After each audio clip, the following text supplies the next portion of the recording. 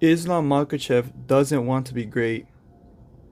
Quite literally, Islam Makhachev at one moment was saying, "Brother, bring any contender that can make 155 pounds, brother. Send them, brother. Send them to cage next to me. We'd fight for belt, brother." Now he's avoiding Ilia Topuria. Well, I wouldn't say Islam is, but his team is practically avoiding that fight. Despite rumors from a couple months ago talking about how Islam Makhachev versus Ilia Topuria was going to happen for International Fight Week, we are still yet right now in May yet to even get news of the fight or even confirmation of it.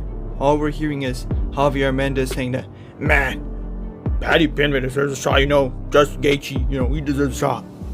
What are we doing? Actually, what are we doing? Do they really think Justin Gaethje, Rufus, is going to be more impactful for Islam's legacy than Ilia? Give me a break. And then Paddy? Of all people, Paddy? So then at that point, because I know the Oliveira fans are also saying, "Oh man, he deserves a title shot, man." So defeating Michael Chandler, that was clearly out of it after wasting his career with Conor McGregor, unfortunately. You beat Michael Chandler, you deserve a title shot. Because I know the Charles fans are saying Charles deserves the title shot immediately, but the one to say Paddy doesn't deserve it, yet Paddy also beat Chandler and in better fashion than Oliveira, so then Paddy deserves the shot instead of Charles. Either way though, all three of those fights make absolutely no sense. Justin Gaethje, we already know what's going to happen. He's going to take him down and submit him. But I guess the Islam nut huggers that do not want to take a risk, because I'm a fan of both Islam and Ilia, I would prefer that fight. It does way better for both of their legacy. Islam Makhachev right now is on the path to become great. This is his shot to become great.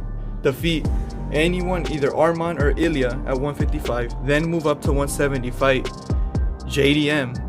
Because this is another reason why I truly believe Islam doesn't want to be great. If you want to be great, you would be fighting Bilal Muhammad.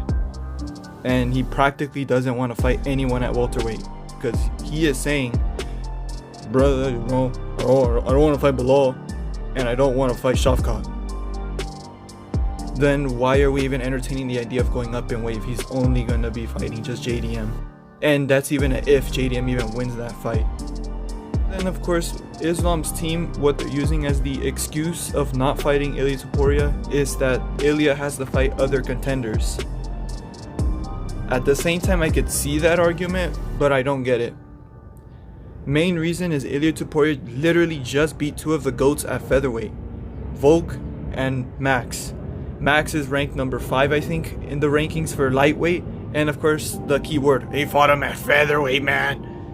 Okay, whatever. Even though Max Holloway KO'd Justin Gaethje, the guy that they're pushing Islam to fight, because apparently that's like the greatest fight. And then when Islam takes down Justin Gaethje and submits him, Joe Rogan and the boys and be like, "Oh my god, man, nobody does that to Justin Gaethje. Nobody does that to Rufus."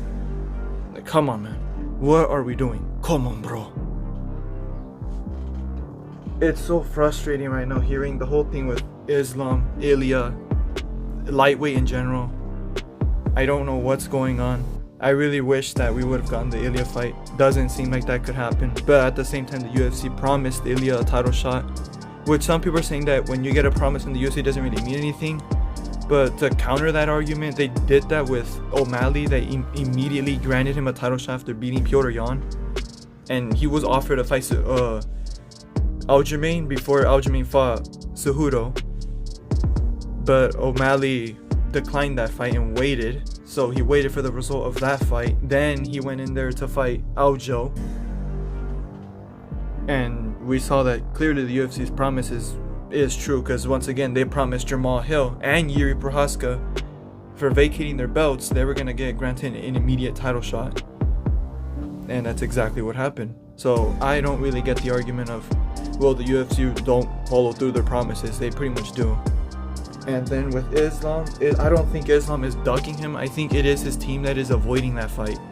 Whether they think Ilia is maybe very dangerous for them, And then I think as well, I even heard in the Rogan podcast, Ilya said that he walks around like 180, 185. Islam's I think like 190. So then he's practically not even the featherweight. He was literally killing himself to make featherweight. Mostly Islam fans that don't want to see Islam get tested, that are consistently pushing for the Gaethje fight. Some of them even saying that fight would just be an absolute banger and it's entertainment. Ilya fight is also entertaining. I don't get what are we talking about. It makes zero sense on why are we trying to not make that Ilya fight? No sense whatsoever. And then Islam not wanting to fight Shavkat or Bilal. You're practically, if Bilal basically wins, what are we doing then? Are we gonna fight Gaethje? Is he gonna fight Gaethje? I don't know why am I saying we, but he is basically gonna fight Gaethje or Paddy. Like, what is going on?